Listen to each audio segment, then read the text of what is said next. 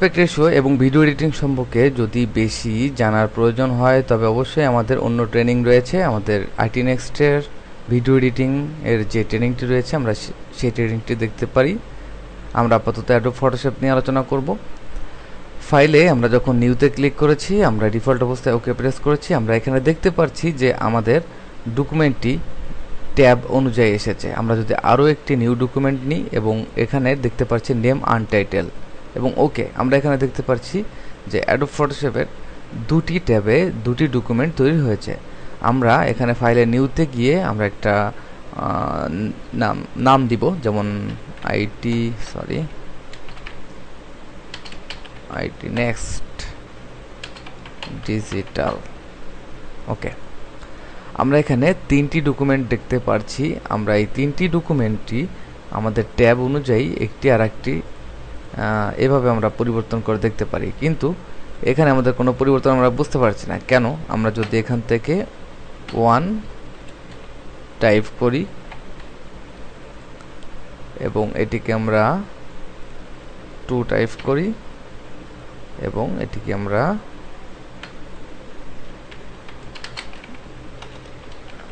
IT next digital, তাহলে এবার বুঝতে পারছি যে আসলে আমরা কিভাবে ট্যাবগুলোতে আমরা চেঞ্জ করলে বুঝতে পারি যে একটি ট্যাব থেকে আরেকটি ট্যাবে কীভাবে লঞ্চ করছে। আমরা কন্ট্রোল চেপে ধরে যদি ট্যাব প্রেস করি, ঠিক একই কাজ। আপনারা কিবোর্ড থেকে কন্ট্রোল চেপে ধরে ট্যাব প্রেস করেন, দেখেন একটি শর্টকাট সুন্দরভাবে কাজ করছে, একটি ট্যাব থেকে আরেকটি ট্যাবে লঞ্চ করছে। তো আমরা এখানে ফাইল থেকে আবার ওপেনে যাই এবং আমরা এখানে দেখতে পাচ্ছি PSCS6, ডবল ক্লিক করি। এখানে আমরা মোট কয়টি ইমেজ, 4টি ইমেজ, এবং কন্ট্রোল ট্যাব প্রেস করে আমরা একটি থেকে আরেকটিতে প্রবেশ করতে পারছি। তো এইভাবে অনেক সময় আমাদের কাজ করতে অস্বস্তি লাগতে পারে। যেমন আমরা পূর্বেই আমরা ট্যাব দিয়ে কাজ করিনি, আমরা করেছি উইন্ডো দিয়ে। তো এটিকে আমরা যদি ড্র্যাগ করে টেনে নিয়ে আসি তাহলে উইন্ডো মুডে চলে আসবে এবং প্রত্যেকটি আমরা এভাবে টেনে উইন্ডো মুডে নিয়ে আসতে পারি। আবার আমরা এটিকে যদি উপরের দিকে চেপে রাখি বা আমাদের ডকুমেন্ট যে ট্যাব আমাদের পূর্বে ছিল সেই ডকুমেন্ট ট্যাবে পরিণত করতে চাই, তাহলে উপরের দিকে আমাদের যে ইয়েটি রয়েছে বার, এটি আমাদের অপশন বার, বা আমাদের এখানে টুলস যখন আমরা সিলেক্ট করি, টুলসের বিভিন্ন অপশন আমরা এখানে দেখতে পারি।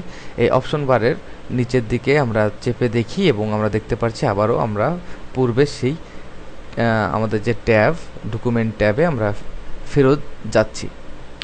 তো আমরা যদি চাই যে একটি ফাইল ওপেন করা বা নিউ করার পর সরাসরি এই ট্যাবে না এসে যদি উইন্ডো মোডে আসতো তাহলে হয়তো অনেক ভালো হতো। এভাবে কাজ করাটা অনেক সহজ।